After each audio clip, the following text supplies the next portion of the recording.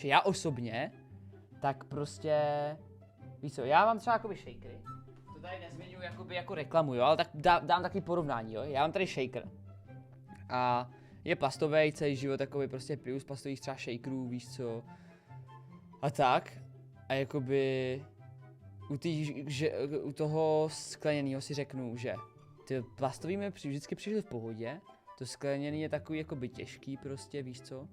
Hůř se podle mě meje, protože jakoby víš co, jen tak do toho něco nestrčíš. Protože má úzký ten závěs, jo. A tak.